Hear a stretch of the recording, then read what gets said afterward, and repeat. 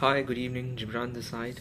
For this week's discussion topic, for this week's discussion, we were given a picture showing architecture of point of sales, and we were asked to provide our views on how we can improve it by either adding any component or removing any component, or or we can just justify that the picture the architecture shown in the picture is an optimal architectural design.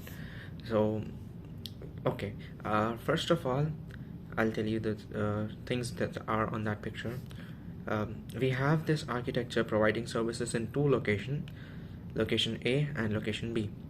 The main server is located at location A, which is the only server serving for this POS. Okay, and now there are two client computers connected to server via internet cables, and there is a network printer and a backup for the server at location A. This entire setup is located at location A.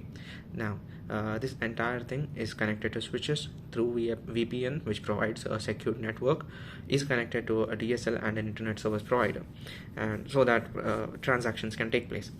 After that, coming to location B, here we have two client computers or two computers which are connected to switches and a printer, okay, network printer, which is in turn connected to VPN for a secure network and connected to internet system provider, internet service provider, sorry. Now I have couple of views on this, couple of ideas for this system.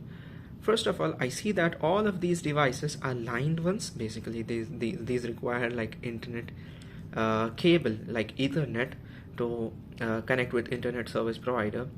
Okay, my view is that in today's modern world, it is better if we provide a few devices, not all devices but few, to work on Wi-Fi. For example, there could be devices, however, that completely depends on the services and the products that are being sold at those locations.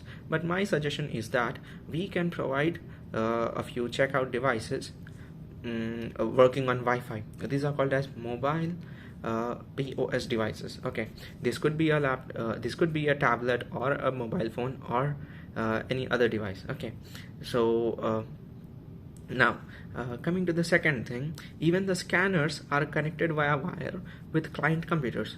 If we have Wi-Fi in that vicinity, then we can provide these scanners as well to work on Wi-Fi, so that we don't have to like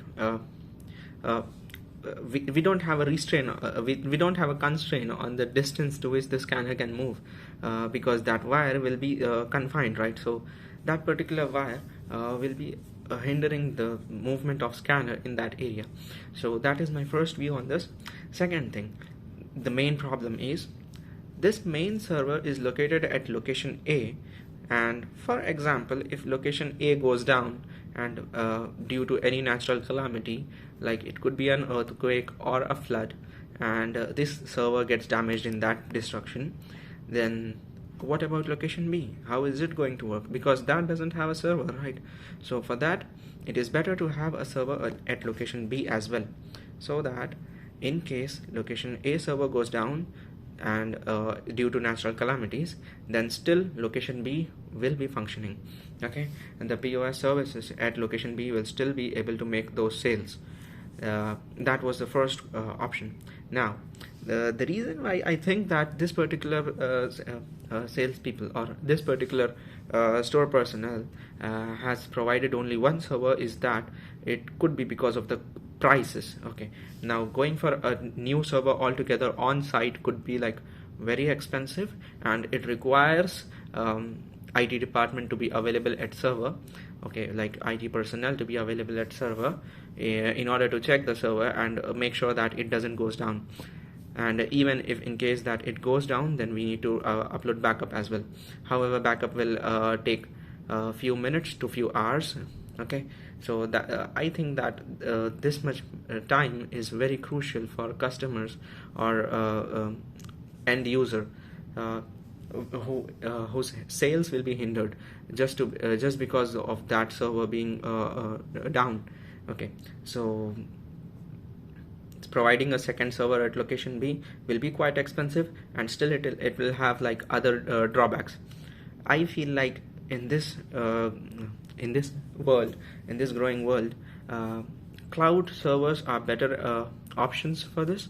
So the particular figure will work very fine. I mean, the particular architecture would become excellent if we have like a cloud server, because clouds have multiple servers, okay, and in case any one server goes down, it won't have any backup time. I mean, backup will be like ready at every time, and it is completely automated. And in case if there are like multiple requests coming in, then the load distributor will automatically distribute the load, I mean the service request, to a server which is available to serve that particular request. So that way cloud computing and cloud servers are better option in this case, and that decreases our initial purchase price as well. So that is my opinion on this. Have a great day.